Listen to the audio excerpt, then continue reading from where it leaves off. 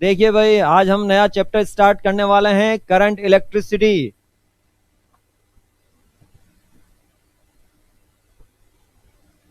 Current electricity,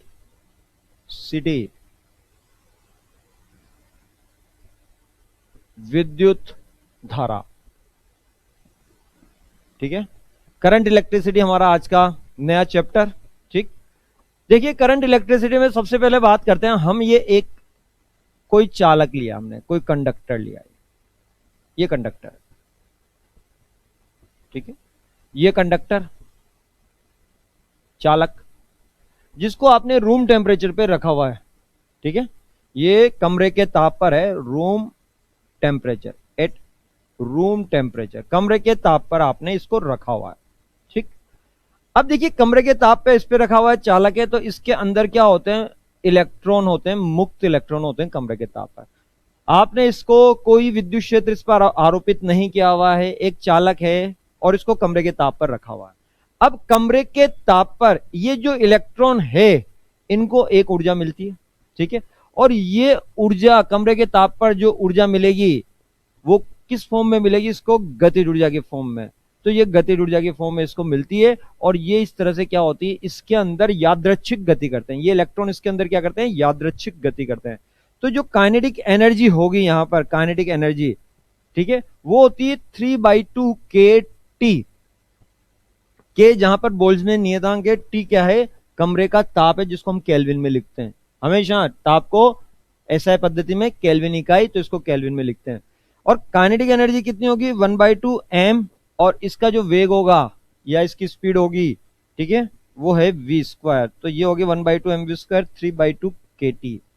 ठीक, तो ये इलेक्ट्रॉन आपने इसमें रखा हुआ है। इसके अंदर जो इलेक्ट्रॉन है चालक के अंदर, वो यादृच्छिक गति करते हैं कमरे के ताप पर। और जब यादृच्छिक गति करते हैं और इसको हम सोल्व करते हैं, v equals to √3 kT/m, Boltzmann नियतांक, कमरे का ताप, और जो इलेक्ट्रॉन का द्रव्यमान, हम यहां पर वैल्यू पुट करते हैं, तो ये जो मान आता है, ये आता है 10⁵ मीटर पर सेकंड का। यानी कि ये जो चाल होगी इसकी, ठीक है, इसके अंदर इसका जो वेग होगा वो होगा 10⁵ मीटर पर सेकंड।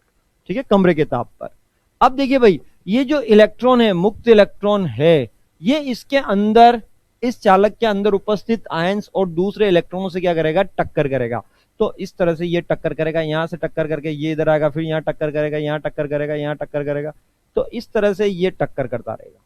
ठीक है, अब आता है माध्य मुक्त पथ। क्या होता है? एक होता है माध्य मुक्त पथ, माध्य मुक्त पथ, इसको बोलते हैं मीन फ्री पाथ, माध्य मुक्त पथ। इसको लैम्डा से रिप्रेजेंट करते हैं। देखिए, ये यहां से यहां तक ये λ1 डिस्टेंस, इसी तरह से ये λ2, ये λ3 डिस्टेंस, इस तरह से ये λn डिस्टेंसेस चलता है। तो जो माध्य मुक्त पथ होता है, वो होता है average distance between two consecutive collision. Means यहां पर ये यहां से यहां टकरा रहा, फिर यहां टकरा रहा, फिर यहां टकरा रहा, यहां टकरा रहा, तो यानी कि दो क्रमागत टक्करों के मध्य का औसत समय। तो ये होता है average distance between two consecutive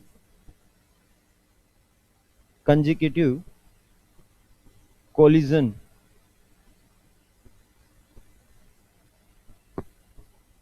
is called mean free path। ठीक है, ये लगातार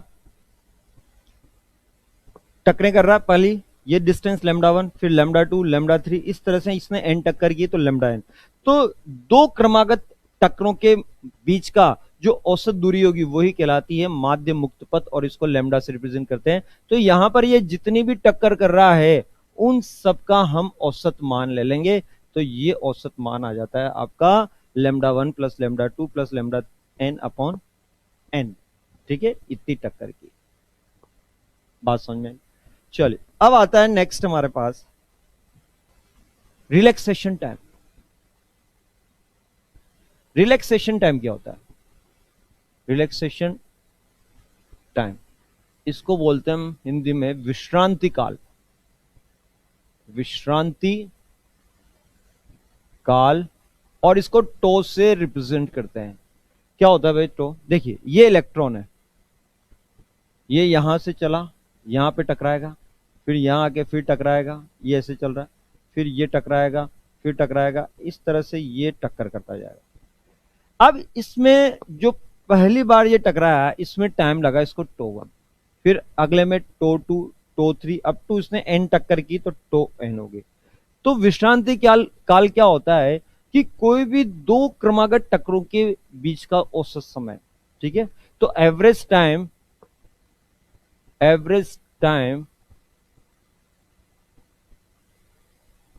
बिटवीन टू सक्सेसिव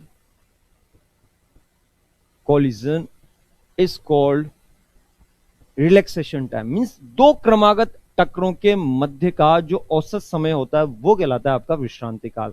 तो ये tau equals to tau one plus tau two plus up to tau N upon N, ये होता है भाई, ठीक है। तो भाई देखिए यहां पर पहले वाले केस में तो हमने, ये तो लेमडा की वैल्यू होगी, ठीक है। ये लेमडा की वैल्यू होती है आपकी अप्रोक्स है 10⁻⁻⁹ मीटर, अप्रोक्स ये होता है, ठीक है। तो लेमडा की वैल्यू जो कैलकुलेट की जाती है तो इस ऑर्डर की होती है 10⁻⁹ मीटर की। तो यहां पर ये जो इसका ऑर्डर क्या होगा, तो हमें पता है v इक्वल्स टू होता है x अपॉन टी। तो यहां पर v जो है आपके स्पीड, वो तो पता ही है, x क्या है डिस्टेंस लैम्डा टाइम टो। तो ये टो इक्वल्स टू क्या होगा लैम्डा अपॉन वी। लैम्डा का ऑर्डर कितना है 10⁻⁹ मीटर, और v का कितना है 10⁻⁵ मीटर पर सेकेंड। तो यहां पर टो आएगा 10⁻+5 मीटर पर सेकेंड। तो ये आपका हो जाएगा 10⁻⁻14 सेकेंड। यानी कि दो क्रमागत टक्करों के बीच में जो समय लगेगा, जो टाइम लगेगा, ठीक है, वो 10⁻⁻14 सेकेंड का होगा। Means time between two successive collision is called relaxation time and it's value is 10⁻⁻14 second order. Okay, now next, ये तो बात हुई आपने जब किसी चालक को, कोई कंडक्टर को कमरे के ताप पर रूम टेम्परेचर पे रखा हुआ है। मींस आपने यहां पर कोई इस पे इलेक्ट्रिक फील्ड अप्लाई नहीं किया है, आपने यहां पर इस चालक के सिरों पर कोई पोटेंशियल डिफरेंस नहीं लगाया, ठीक है। अब हम केस लेते हैं कि अब इस चालक पर कोई पोटेंशियल डिफरेंस अप्लाइड किया जाए। तो if potential difference applied, potential difference applied across conductor, यानी कि चालक के सिरों पर विभवांतर आरोपित करने पर, विभवांतर आरोपित करने पर, आरोपित करने पर। चलिए देखिए कैसे, ये आपने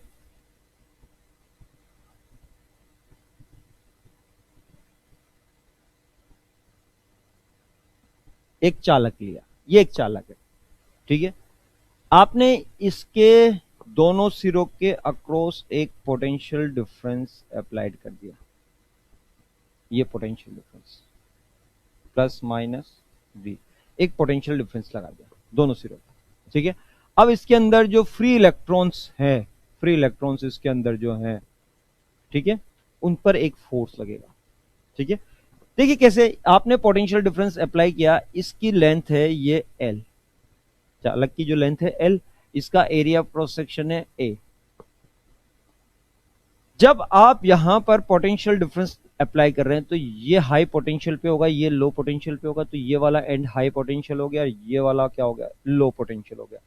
तो इस चालक इस कंडक्टर के अक्रॉस एक इलेक्ट्रिक फील्ड सेटअप हो जाएगा, इस कंडक्टर के अंदर एक विद्युत क्षेत्र उत्पन्न हो जाएगा। इस इलेक्ट्रिक फील्ड का जो डायरेक्शन होगा वो हमेशा हाई पोटेंशियल से लो पोटेंशियल की तरफ होता है। तो ये इलेक्ट्रिक फील्ड जो है वो इस डायरेक्शन में होगा, along high potential to low potential. ठीक, अब इलेक्ट्रॉन पर जो फोर्स लगता है वो किस डायरेक्शन में लगता है? इलेक्ट्रॉन पर जो फोर्स लगता है ये इस डायरेक्शन में लगेगा, F इक्वल टू क्यू, इस अपोजिट डायरेक्शन में लगेगा। तो ये क्या होंगे? एक्सेलरेटेड होंगे, एक्सेलरेटेड होंगे ये यहां पर। तो जब ये एक्सेलरेटेड होंगे तो ये यहां पर ये इलेक्ट्रॉन इसमें से ऐसे मूव करेंगे। ठीक है, तो इलेक्ट्रॉन इस डायरेक्शन में एक्सेलरेटेड होंगे। और ये आपको पॉइंट याद रखना है कि हमेशा जब भी इलेक्ट्रॉन या चार्ज कैरियर्स एक्सेलरेटेड होते हैं तो उस कंडक्टर के अंदर एक करंट फ्लो होती है, जिसके बारे में हम आगे बात करने वाला है। ठीक है, तो ये यहां पर F equals to Q E की value electron charge, E electric field. अब इसका जो एक्सेलरेशन होगा वो कितना होगा वो देखते हैं। तो F इक्वल्स टू क्या होता है? मास multiply by acceleration, E charge on electron, capital E electric field. तो A इक्वल्स टू हो गया E capital E by mass of electron. ये आपका एक्सेलरेशन आ गया। आई बात सुन? तो ये जो एक्सेलरेशन है आप देख रहे हैं ये कांस्टेंट होगा, कैपिटल ई कांस्टेंट है आपका इलेक्ट्रिक फील्ड। ठीक है, बिकॉज इलेक्ट्रिक फील्ड होता है potential difference, potential difference upon length यानी कि डेल्टा आर। तो यहां पोटेंशियल डिफरेंस कितना है दोनों एंड से अक्रॉस? ये v, और लेंथ कितनी है? डेल्टा आर कितना है? l। अब यहां पर ये v आपका कांस्टेंट है, l कांस्टेंट है, इट मींस ई भी कांस्टेंट होगा। ई इलेक्ट्रिक फील्ड कांस्टेंट है, charge on electron is constant, mass of electron is also constant. तो कुल मिला के ये एक्सेलरेशन आपका क्या रहेगा? कांस्टेंट रहेगा, ये एक्सेलरेशन कांस्टेंट है। और जब भी एक्सेलरेशन कांस्टेंट होता है आप यूनिफॉर्मली एक्सेलरेटेड मोशन की इक्वेशंस को यूज करते हैं, जो कि कौन कौन सी होती है? v equals to u plus A T, S equals to U T plus half A T square, and third is v square equals to U square plus 2as। इन तीनों इक्वेशंस को विद साइन कन्वेंशन हम use करेंगे, जिसके बारे में आगे बात करेंगे। तो ये एक्सेलरेशन कांस्टेंट आ गया, आइए बात समझे। तो ये कांस्टेंट एक्सेलरेशन आ गया। अब बात करते हैं हम इसके कुछ कॉन्सेप्चुअल क्वेश्चन की। देखिए, हमने जो इलेक्ट्रोस्टैट चैप्टर में पढ़ा था कि अगर कोई भी कंडक्टर है, ठीक है, उसको चार्ज क्यू दिया होता है तो उसके अंदर इलेक्ट्रिक फील्ड जीरो होता है। लेकिन यहां पर इलेक्ट्रिक फील्ड जीरो नहीं है, बिकॉज क्योंकि हमने यहां पर इसके दोनों एंड्स के अक्रॉस एक पोटेंशियल डिफरेंस अप्लाई किया हुआ है। ये पोटेंशियल डिफरेंस के कारण इलेक्ट्रिक फील्ड है यहां पर अंदर की तरफ, और ये जो इलेक्ट्रिक फील्ड होगा इसके वॉल्यूम में यूनिफॉर्मली रहेगा, यानी कि इसके अंदर एक यूनिफॉर्म इलेक्ट्रिक फील्ड एग्जिस्ट करेगा। ठीक है, जबकि कंडक्टर के अंदर हम ऑलरेडी बात कर चुके हैं, लेकिन वो कहां? इलेक्ट्रोस्टेट में, जहां चार्ज रेस्ट पोजीशन पे होता है। कि अगर कोई भी कंडक्टर है, ये जैसे कि ये कंडक्टर है, ये ही ले लो आप, सिलेंड्रिकल कंडक्टर, अगर इस पे चार्ज क्यू दिया हुआ है तो अंदर इलेक्ट्रिक फील्ड जीरो होगा। लेकिन यहां पर हमने क्या किया? पोटेंशियल डिफरेंस लगा हुआ है, इस पोटेंशियल डिफरेंस के कारण यहां पर अंदर की तरफ इलेक्ट्रिक फील्ड जीरो नहीं होगा। अब आउटसाइड बात करें तो सरफेस के बाहर की तरफ इलेक्ट्रिक फील्ड जीरो होगा यहां पर। तो just outside the surface of conductor electric field will be zero. ठीक है, तो ये बात हुई आपकी, आपने पोटेंशियल डिफरेंस जो अप्लाइड किया, ठीक है, अक्रॉस द कंडक्टर। तो ये रिलेशन आपको याद रखना है। ठीक, अब देखिए भाई, यहां पर जब ये जो इलेक्ट्रॉन है इस कंडक्टर के अंदर बात करें,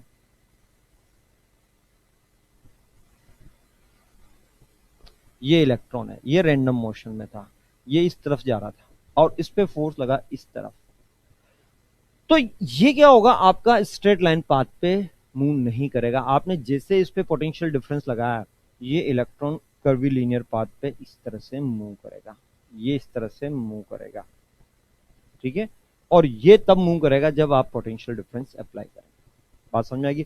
तो ये वाला इलेक्ट्रॉन इस पाथ पे, तो स्ट्रेट लाइन पाथ पे तो तब करता है जब potential difference across the conductor is zero. Means जब आप कंडक्टर को, चालक को कमरे के ताप पर रखते हैं, रूम टेम्परेचर पे रखते हैं, तो ये क्या होता है? इस तरह का पाथ, ये जो है इलेक्ट्रॉन के मोशन का पाथ होता है। और जब आप कंडक्टर पे कोई पोटेंशियल डिफरेंस अप्लाई करते हैं, ये किया है जैसे, ठीक है, पोटेंशियल डिफरेंस अप्लाई करते हैं, तो जो इलेक्ट्रॉन है उसका पाथ स्ट्रेट लाइन से कर्वीलिनियर पाथ हो जाएगा, इस तरह से कर्व पाथ पे मूव करेगा। ठीक, now next is drift velocity. Drift velocity,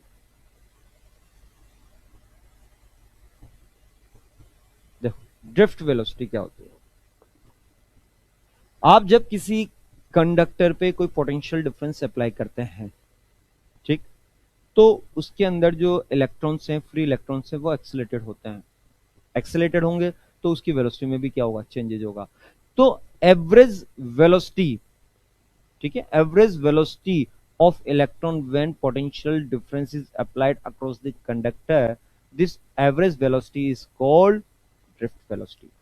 ठीक है, तो ड्रिफ्ट वेलोसिटी के बारे में बात कर रहे हैं। Drift velocity, average velocity of electron when potential difference applied across the conductor.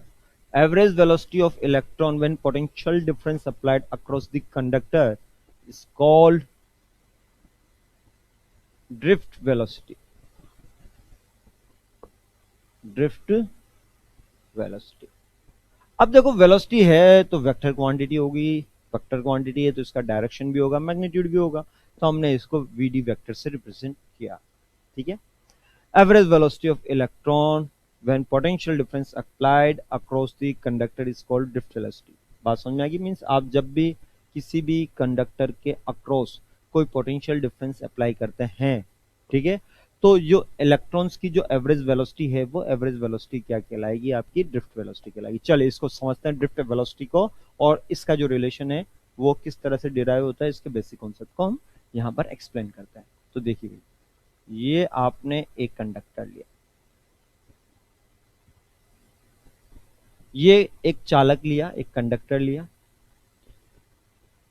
इसकी ये कोई लेंथ है L, और आपने यहां पर कोई पोटेंशियल डिफरेंस अप्लाई किया, यानी कि कोई बैटरी आपने यहां पर अप्लाई की, तो इसके अंदर जो फ्री इलेक्ट्रॉन्स हैं वो क्या होंगे, इसको क्रॉस करेंगे।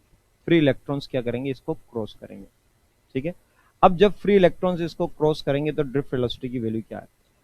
अब ड्रिफ्ट वेलोसिटी की बात करें तो देखो यहां पर हम कई सारे एवरेज वेलोसिटी है, तो कई सारे इलेक्ट्रॉन्स हैं, एक इलेक्ट्रॉन, ये दूसरा इलेक्ट्रॉन, ये तीसरा इलेक्ट्रॉन, कई सारे इलेक्ट्रॉन्स हैं। हम उन सब की जो एवरेज वेलोसिटी निकालेंगे वो क्या होगी, v1 plus v2 up to vn divide by n। ये एवरेज वेलोसिटी क्या कहलाएगी, ड्रिफ्ट वेलोसिटी कहलाएगी। तो एवरेज वेलोसिटी इज कॉल्ड, ये ड्रिफ्ट वेलोसिटी है vd, और ये क्या हो गया v1 v2 up to vn divide by n। ठीक है, तो देखो कैसे डिराइव करते हैं इसको समझिए।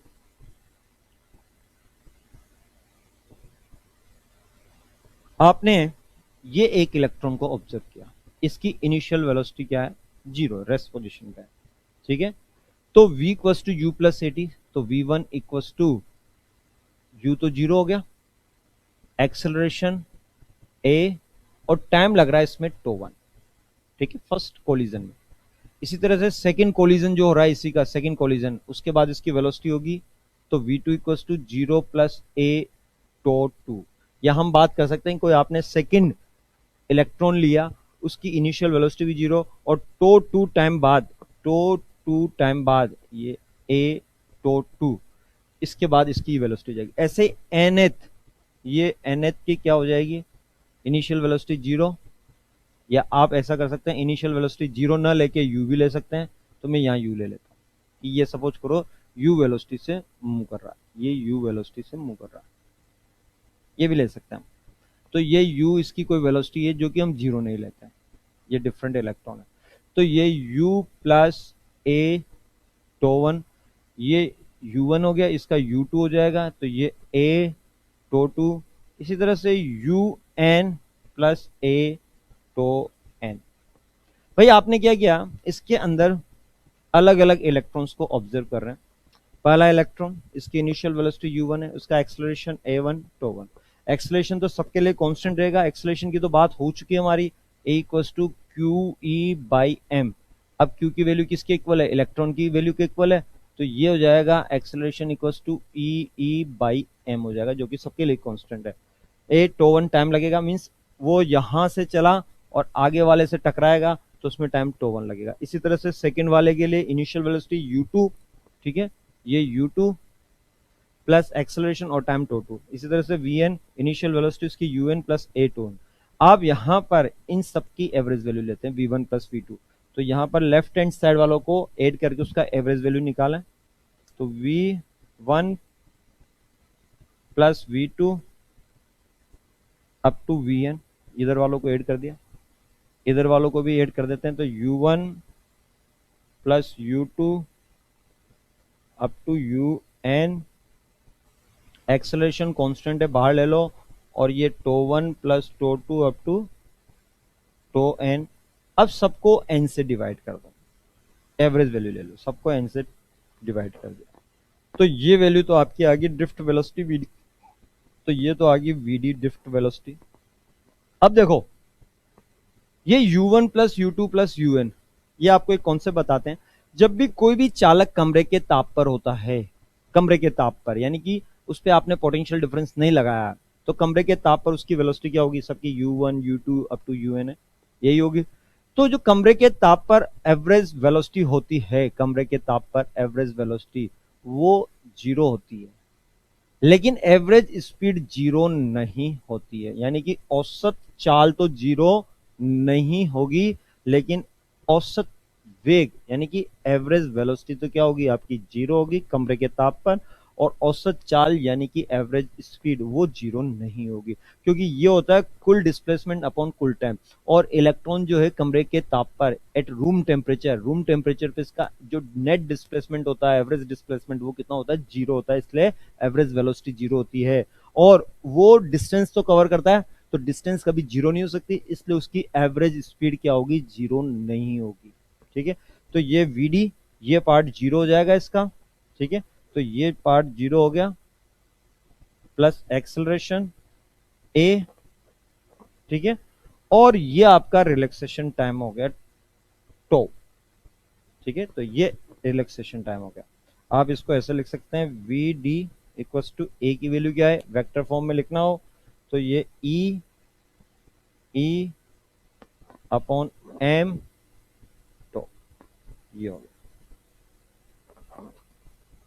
तो ये आपका vd equals to e capital E by M tau, यानी कि ड्रिफ्ट वेलोसिटी की जो डायरेक्शन होगा, ठीक है, vd की वैल्यू, यहां पर इलेक्ट्रॉनिक चार्ज आ जाएगा।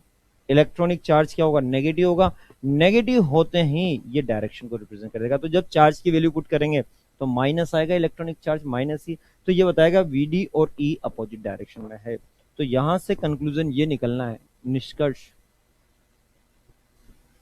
कंक्लूजन ये निकलना है कि जो vd की वैल्यू है अगर वेक्टर फॉर्म में लिखनी है तो माइनस ई एम टो, यानी कि आप इसको ऐसे लिख सकते हो, माइनस ई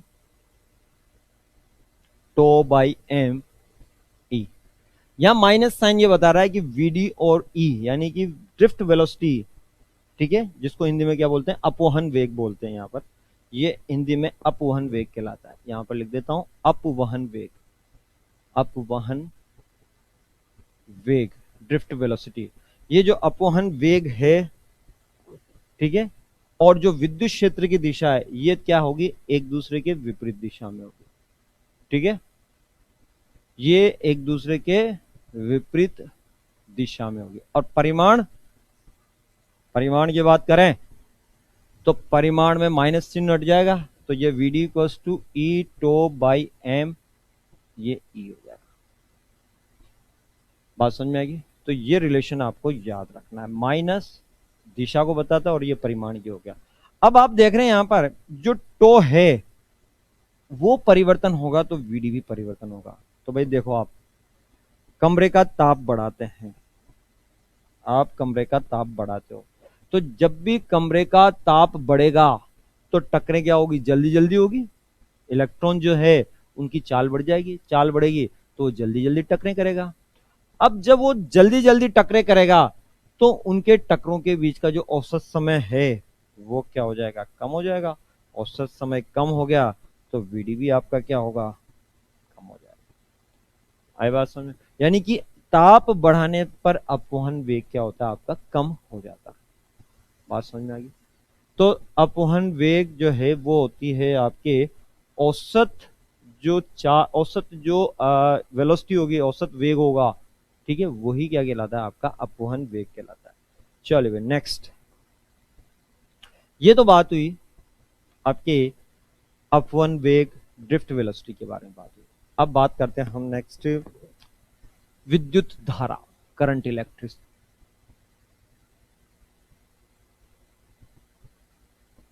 इसी को बोलते हैं हम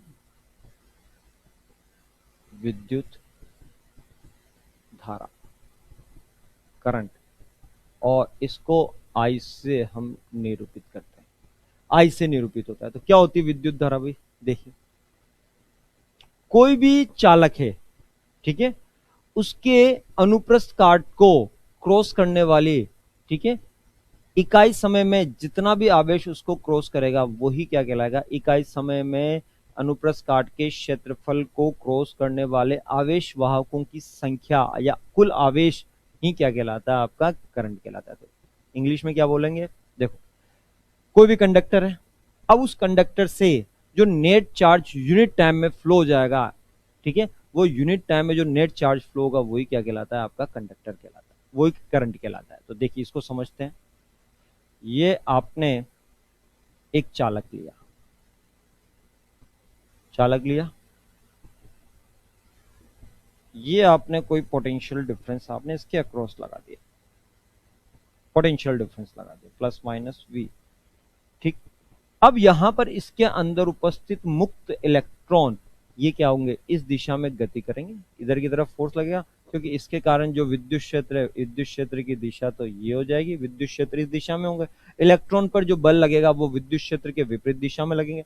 तो ये जो है इलेक्ट्रॉन, इसके अनुप्रस्थ काट के क्षेत्रफल, सपोज करो ये कोई अनुप्रस्थ काट का क्षेत्रफल है, ठीक है, अनुप्रस्थ काट का क्षेत्रफल इसका ए हो गया और इसकी ये लेंथ होगी एल ले लो, ठीक है। तो इस अनुप्रस्थ काट के क्षेत्रफल से क्रॉस करने वाले इकाई समय में जो भी कुल आवेश होगा वो कुल आवेश ही क्या कहलाएगा, विद्युत धारा कहलाएगा, ठीक है। तो आई इक्वल्स टू क्या होता है, देखो आई इक्वल्स टू ये होता है D Q by D T, जहां पर क्यू क्या है, कुल आवेश होता है, I equals to D Q by D T होता है, ठीक है। तो ये हो गया आपके आवेश के प्रवाह की दर, आप इसको ऐसे भी बोल सकते हो, आवेश के प्रवाह की दर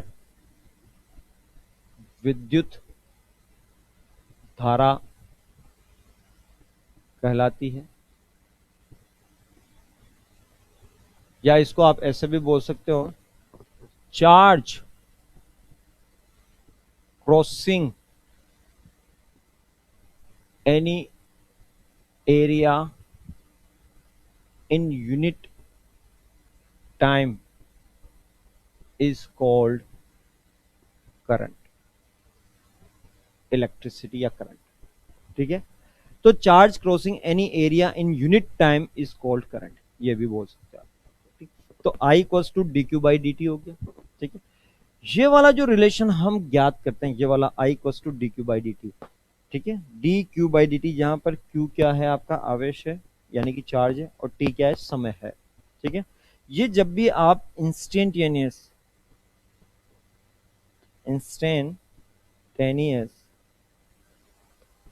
करंट को फाइंड आउट करना हो तो ये रिलेशन यूज करते हैं, ठीक है। इंस्टेंटेनियस करंट यानी कि आप बोलेंगे इसको ताक्षणिक धारा, ताक्षणिक धारा ज्ञात करने, यानी कि इंस्टेंटेनियस करंट, ताक्षणिक धारा क्या होती है, किसी क्षण पर परिपथ में जो धारा होती है वो ताक्षणिक धारा, उसके लिए ये यूज करता है, ठीक। अब औसत के लिए क्या यूज करते हैं? तो औसत धारा के लिए क्या यूज करेंगे? औसत धारा, ये हो गया एवरेज करंट। एवरेज करंट, तो ये होती है औसत धारा। औसत धारा ये रिप्रेजेंट हो गया। तो यानी कि डेल क्यू यानी कि कुल आवेश और उसको क्रॉस करने में लगा समय डेल्टा टी। तो del Q by delta T तो हो गया औसत धारा, और D Q by D T यानी कि ये तो है आवेश का समय के सापेक्ष अवकलन, और ये है आवेश में परिवर्तन अपॉन उसमें लगा कुल समय del Q by del T. ये है। इस पे न्यूमेरिकल्स आगे देखेंगे अभी। अब इसकी इकाई की बात करें, इकाई, तो देखो भाई इसकी एसआई पद्धति में जो इकाई होती एक तो होती है एम्पियर धारा की, विद्युत धारा की, ठीक है, वो क्या होगी आपकी एम्पियर होगी करंट की, और इसी से चार्ज अपॉन टाइम तो यानी कि कूलॉम पर सेकेंड, और यही आपका क्या है कूलॉम पर सेकेंड भी होगी। सीजीएस में क्या होगी? सीजीएस यूनिट में देखो ये क्या हो जाता है आपके स्टेट एम्पियर कहलाएगा, स्टेट एम्पियर, और स्टेट कूलॉम पर सेकेंड, ये इसकी सीजीएस यूनिट हो जाती है। आई बात समझ? चलिए अब हम रिलेशन निकालेंगे। पहले रिलेशन निकाले उसके पहले न्यूमेरिकल देख लेते हैं, फिर उसके बाद बात करेंगे relation between current and drift velocity. चलिए न्यूमेरिकल्स देख लेते हैं। देखिए आपको चार्ज दिया हुआ है Q equals to 3t² plus 2t plus 1। ये इतना कूलॉम चार्ज किसी कंडक्टर से फ्लो होता है इस रिलेशन के अकॉर्डिंग। तो आपको फाइंड आउट करना है, find the current eight 2 second, यानी कि 2 सेकेंड पर आपको करंट फाइंड आउट करना है। 2 सेकेंड किसी इंस्टेंट की बात हो रही है, और जब भी किसी भी इंस्टेंट पे करंट निकालना हो तो वो होगा आपका इंस्टेंटेनियस करंट। तो इसका जो सॉल्यूशन होगा वो क्या होगा? Instantaneous current I equals to D Q by D T, यानी कि चार्ज को आप टाइम के रेस्पेक्ट में डिफ्रेंशिएट करेंगे, यानी कि आवेश को समय के सापेक्ष अवकलन करेंगे। तो आई इक्वल्स टू, इसको डिफ्रेंशिएट करो भाई, तो भाई टी के रेस्पेक्ट में डिफ्रेंशिएट करेंगे इस पूरी को, तो देखो 3 तो एज इट इज, ये टी स्क्वायर का 2t आगे चला गया, 2t आगे चला गया, प्लस ये 2 एज इट इज, और t का t के रेस्पेक्ट में हो गया dt अपॉन dt, ये हो गया 1, और कांस्टेंट 1 जो भी कांस्टेंट होता है उसका अवकलन कितना होता है? 0 होता है। तो यहां पर i इक्वल्स टू हो गया 60 प्लस 2, ये आपका हो गया, ये कूलॉम में है तो ये हो गया आपका एम्पियर। अब आप इसमें t की वैल्यू 2 पुट करें, तो t इक्वल्स टू 2 सेकेंड पर जो करंट होगी I, तो टाइम की वैल्यू 2 पुट कर दें तो 6 मल्टीप्लाई बाई 2 प्लस 2, तो I इक्वल्स टू 14 एम्पियर। ये 14 एम्पियर करंट फ्लो, ठीक है। ये तो बात हुई आपकी जब आपको करंट चार्ज दिया हुआ है, करंट निकालना है। अब आपको अगर करंट दिया हो और चार्ज निकालना हो तो क्या करेंगे उसको भी देख लीजिए। इफ करंट I, ये 2t plus 3, I equals to 2t plus 3 ampere is passing through conductor, find the total charge, find the total charge passing through conductor in 2 second.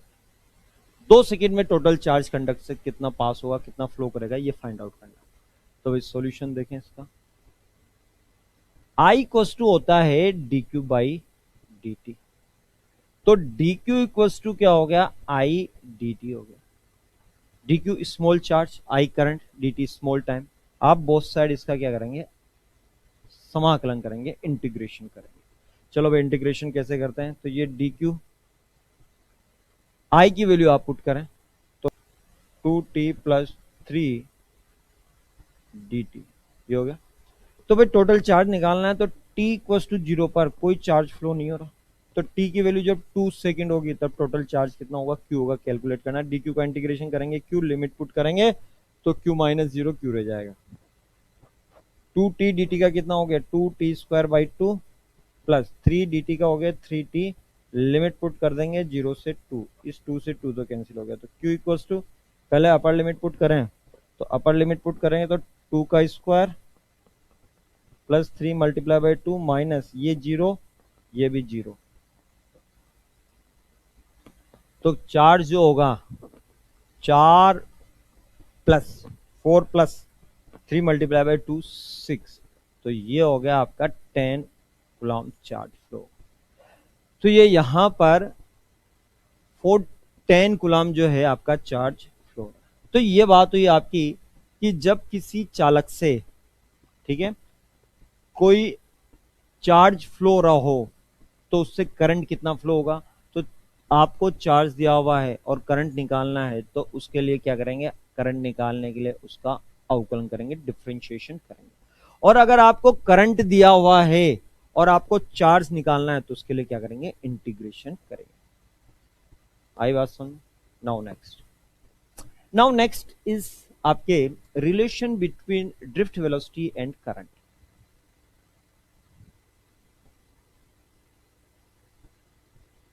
relation between drift velocity is vd and current, that is I। चलिए भाई, relation between drift velocity and current find out करेंगे। ये बहुत ही important relation है और इसके concept को समझना जरूरी है। इसके रिलेशंस को आप याद तो रखेंगे, लेकिन याद रखने के साथ साथ हमने इसको कैसे डिराइव किया, इस कॉन्सेप्ट को भी समझेंगे। इंपॉर्टेंट कॉन्सेप्ट है। देखिए भाई, ये आपने एक कंडक्टर लिया, ये कंडक्टर लिया, अब इस कंडक्टर में क्या है, फ्री इलेक्ट्रॉन से मुक्त इलेक्ट्रॉन घूम रहे हैं। अब आपने यहां पर एक पोटेंशियल डिफरेंस लगा दिया, ये पोटेंशियल डिफरेंस लगा दिया, प्लस माइनस v, और इसके अंदर जो है फ्री इलेक्ट्रॉन्स। अब हम एक एरिया लेते हैं भाई, ये एक छोटा सा हमने सेक्शन लिया जिसकी लेंथ है डेल्टा एक्स लेंथ है ये वाला, ठीक है। अब इसके अंदर भी फ्री इलेक्ट्रॉन्स होंगे, इसका area of cross section A है। अब ये जो इलेक्ट्रॉन्स हैं, जब आप इस पे पोटेंशियल डिफरेंस लगाएंगे तो इलेक्ट्रिक फील्ड इस तरफ होगा, इन पे फोर्स लगेगा इस डायरेक्शन में लगेगा, F इक्वल्स टू क्यू। तो जो फोर्स लगेगा इस डायरेक्शन में लगेगा, that is F equals to Q E, यानी कि ई इस डायरेक्शन में लगेगा। अब इस डायरेक्शन में जो ये फोर्स लगेगा उसके कारण ये इलेक्ट्रॉन है इस थिकनेस को, डेल्टा एक्स थिकनेस को अंदर, इस थिकनेस के अंदर जितने भी फ्री इलेक्ट्रॉन्स हैं वो निकल के बाहर आएंगे। तो हम सबसे पहले निकालेंगे कि इस डेल्टा एक्स डिस्टेंस में कितने इलेक्ट्रॉन्स हैं। तो भाई सामने देखें, सबसे पहले हम लेते हैं number of free electrons in unit volume.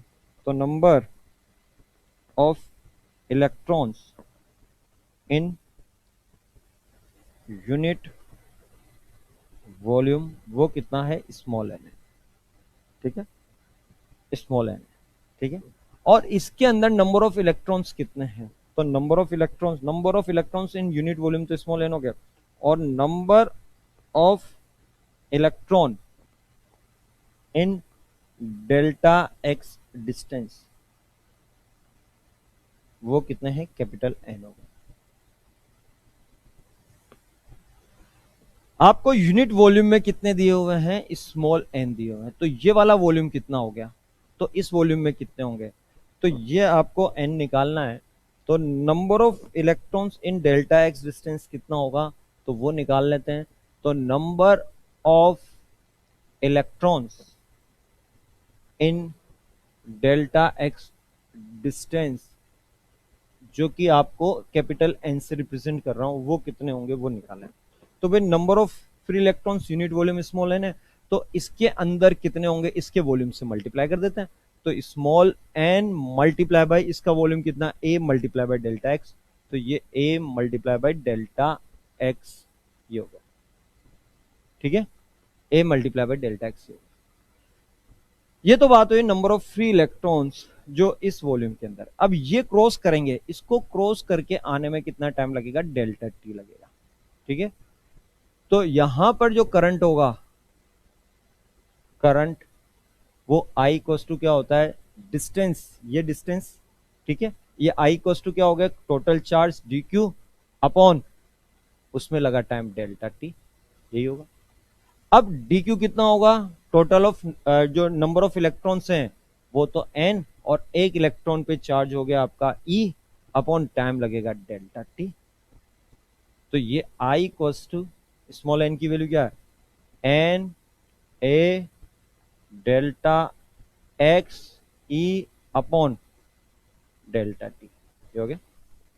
अब delta X upon delta T क्या होता है आपका, ये होती है करंट आई, ये होती है आपकी ये delta X upon delta T होगी आपके वीडी होगी, आई तो ये हो गया, ये हो गया एवरेज डिस्टेंस अपॉन उसमें लगा आपके एवरेज टाइम, तो ये ड्रिफ्ट वेलोसिटी होगी। तो I equals to N E A और delta X upon delta T, यही आपकी ड्रिफ्ट वेलोसिटी होगी। तो ये होगी drift velocity I equals to N E A V D. ठीक है, एन लिखी दिए, number of electrons in unit volume, E charge of electron, A area of cross section of conductor and VD is a drift velocity. ठीक है, चलो अभी बात की थी हमने वीडी इक्वल्स टू क्या था, ई टो ई बाई एम। ठीक है, मैं यहां पर टेम्परेचर को इंक्रीज करता हूं, तो जब टेम्परेचर को इंक्रीज करते हैं तो ये जो रिलैक्सेशन टाइम है ये डिक्रीज हो जाता है। तो टेम्परेचर इंक्रीज करूंगा तो रिलैक्सेशन टाइम डिक्रीज होगा, रिलैक्सेशन टाइम डिक्रीज होगा तो ये वीडी जो है ये भी क्या होगा आपका, डिक्रीज हो जाएगा, ये भी डिक्रीज हो जाएगा। अब जब वीडी डिक्रीज होगा तो आपके आई भी क्या होगा, डिक्रीज हो जाएगा। तो टेम्परेचर इंक्रीज करने पर, कंडक्टर का टेम्परेचर इंक्रीज करते हैं तो आपका करंट जो है वो डिक्रीज होता है। आई बात समझ, चलिए तो ये आपके फंडामेंटल कॉन्सेप्ट है, आपको याद रखना है इसमें I equals to N E A V D. अब आता है भाई नेक्स्ट इज करंट डेंसिटी।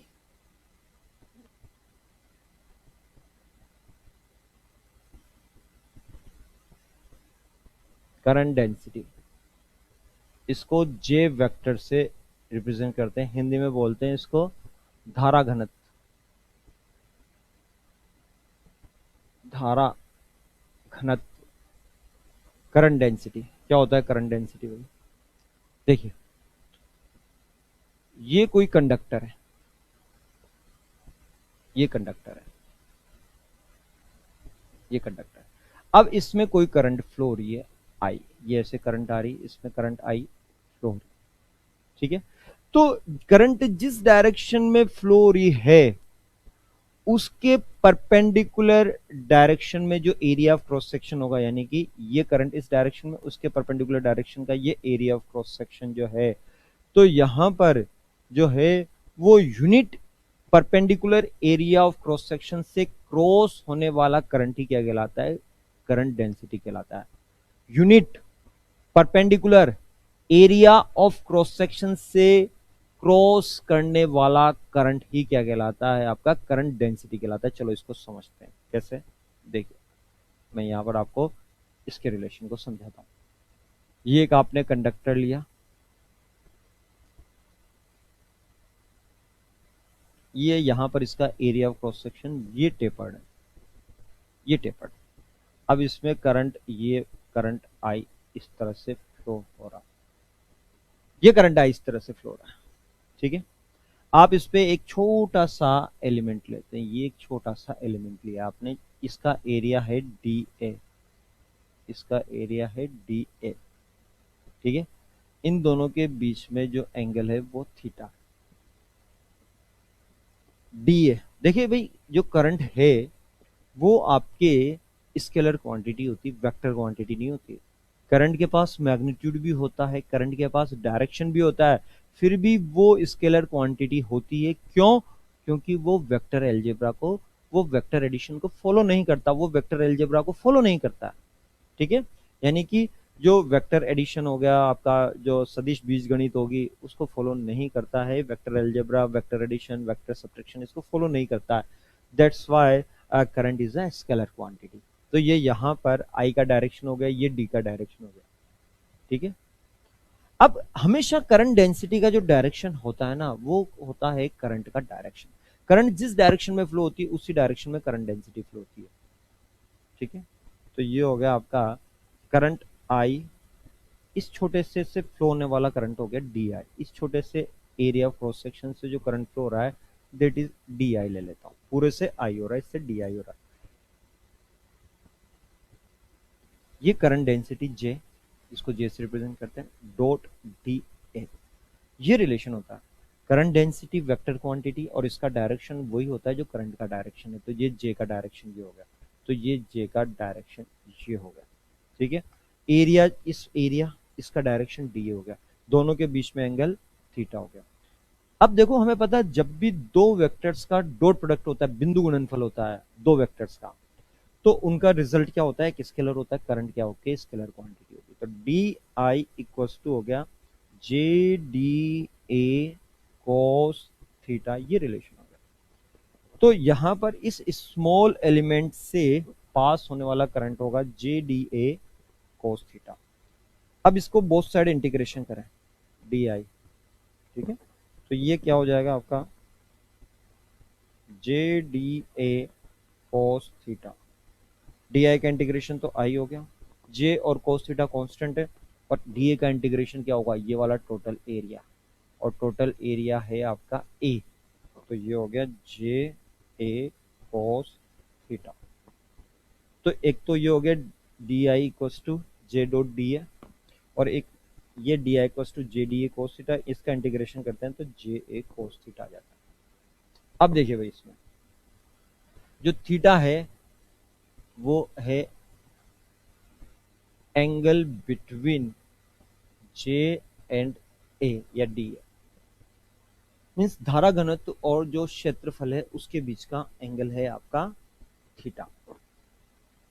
अब देखिए भाई, इसमें केस देखते हैं, इफ थीटा की वैल्यू 0 डिग्री है, यानी कि ये कंडक्टर कुछ इस तरह का, यहां पर करंट इस डायरेक्शन में फ्लो हो रही है, करंट जिस डायरेक्शन में फ्लो होगी उसी डायरेक्शन में जे होगा, और इसका ए का डायरेक्शन भी यही होगा, दोनों एक ही डायरेक्शन में, दोनों के बीच में एंगल कितना होगा आपका 0 होगा। ठीक है, तो यहाँ पर इफ थीटा इक्वस टू 0 है तो ये हो जाएगा I equals to J A cos 0, cos 0 की वैल्यू 1 होगी, तो I equals to J upon A, I equals to J multiply by A, तो जे इक्वस टू हो गया आई अपॉन ए, ये आ गया। तो अब मैं यहां पर इसको डिफाइन करता हूं कि अगर ये ए की वैल्यू 1 है, ये ए क्या है, perpendicular area, perpendicular area of cross section, तो ए की वैल्यू 1 है। ठीक है, तो ये जो जे की वैल्यू होगी ये आई के इक्वल होगी, यानी कि जब भी unit perpendicular area of cross section से करंट फ्लो होगा तो वो करंट किसके इक्वल होगा, करंट डेंसिटी के इक्वल होगा। करंट डेंसिटी स्केलर क्वांटिटी नहीं है, वेक्टर क्वांटिटी है, जबकि करंट क्या है, स्केलर क्वांटिटी है। इसकी यूनिट की बात करें, यूनिट ऑफ जे, तो ये हो गया आपका J equal to I upon है, तो एम्पियर पर मीटर स्क्वायर। ये तो हो गया एसआई सिस्टम में। सीजीएस में क्या हो जाएगा, state ampere upon centimetre square. आई बात समझ में? तो भाई धारा घनत्व जो है वो आपकी वेक्टर क्वांटिटी है, और इसका जो डायरेक्शन होता है वो करंट के डायरेक्शन होता है। तो direction of J will be along the direction of current। ठीक है, चलो अब इस पे एक न्यूमेरिकल देखते हैं।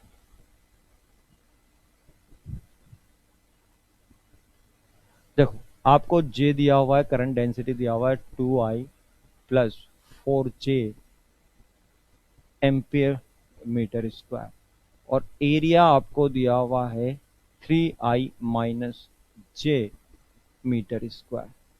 तो आपको फाइंड आउट करना है इससे कितना करंट फ्लो हो रहा है, ये फाइंड आउट करना है। ठीक है, तो भाई सॉल्यूशन देखें कितना करंट फ्लो हो रहा है। तो I इक्वल्स टू होता है J डॉट ए, ये रिलेशन होता है I equals to J dot A. तो I इक्वल्स टू J की value 2I plus 4J dot 3I minus J cap. अब आप डॉट प्रोडक्ट करेंगे, धारा की वैल्यू निकालेंगे, करंट की वैल्यू, तो I को I से करेंगे तो 2 मल्टीप्लाई बाय 3 हो गया 6, और 4 मल्टीप्लाई बाय -1 हो गया -4, तो ये आ गया 2 एम्पियर। तो इस तरह से यहाँ पर इस कंडक्टर से जो करंट फ्लो होगा वो होगा 2 एम्पियर। चले अब बात करते हैं नेक्स्ट हम, जो ड्रिफ्ट वेलोसिटी है, ठीक है, उसकी करंट डेंसिटी के साथ क्या रिलेशन होगा, ड्रिफ्ट वेलोसिटी का करंट डेंसिटी के साथ क्या रिलेशन होगा, और करंट डेंसिटी का इलेक्ट्रिक फील्ड के साथ क्या रिलेशन होगा, उसके बारे में बात करें। तो next is relation between current density and electric field. चलिए J equals to I equals to J dot D A था, I equals to J dot D A था। तो यहां पर जे इक्वस टू क्या हो गया था आपका आई अपॉन ए हो गया था, ये रिलेशन आ गया था। तो जे इक्वस टू आई, आई की वैल्यू क्या निकल के आई थी, N E A V D upon A, area of cross section, इससे ये कैंसिल हो गया था। तो जे इक्वस टू जो आ रहा था वो आ रहा था एन ई वी डी। तो ये तो हो गया आपका करंट डेंसिटी और ड्रिफ्ट वेलोसिटी में रिलेशन। अब हमें पता है वीडी की जो वैल्यू होती है वो होती है E tau capital E by M, ये रिलेशन होता है।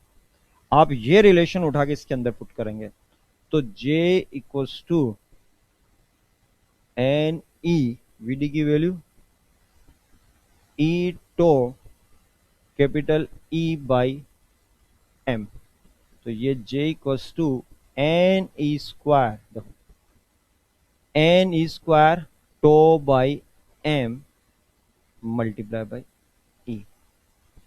ठीक है, यहां पर ये जो J की वैल्यू है इस पूरे को बोलते हैं हम सिग्मा, यानी कि conductivity. J equals to sigma E, इसको वेक्टर फॉर्म में ये बोलेंगे और स्केलर फॉर्म में ये लिखा जाएगा।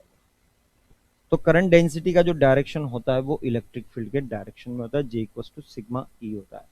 सिग्मा की वैल्यू कितनी आई आपके पास, सिग्मा, इसको बोलेंगे हम कंडक्टिविटी,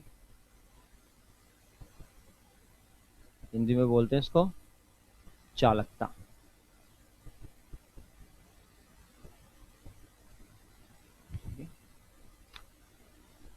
सिग्मा की जो वैल्यू आ रही है वो आ रही है N square tau by M, ये वैल्यू आ रही है। ठीक है, ये वैल्यू आई आपकी। तो भाई वही सेम, ये सिग्मा की ये वैल्यू होगी। अब आप यहां पर देखेंगे टेम्परेचर इंक्रीज करेंगे तो टो डिक्रीज होता है आपका, बता दिया इसके बारे में। ठीक है, अब ये टो डिक्रीज होगा तो सिग्मा भी आपका डिक्रीज हो जाएगा। अब सिग्मा डिक्रीज होगा भाई, इलेक्ट्रिक फील्ड तो कांस्टेंट, तो करंट डेंसिटी भी क्या होगी आपकी डिक्रीज हो जाएगी, तो करंट डेंसिटी भी आपकी डिक्रीज हो जाएगी। ठीक है, एक रिलेशन होता है आपके रेजिस्टिविटी, रेजिस्टिविटी इसको बोलते हैं हम प्रतिरोधकता। प्रतिरोधकता इंग्लिश में रेजिस्टिविटी, हिंदी में प्रतिरोधकता। चालकता और प्रतिरोधकता एक दूसरे के इनवर्स रिलेशन होते हैं। ठीक, इसको हम विशिष्ट प्रतिरोध भी बोलते हैं, विशिष्ट प्रतिरोध भी बोलते हैं। तो देखिए भाई, इसको रो से रिप्रेजेंट किया जाता है, इसको रो से रिप्रेजेंट किया जाता है। तो जो रो होता है वो होता है 1/सिग्मा, 1/सिग्मा, तो ये M N E square tau, तो ये रो की वैल्यू याद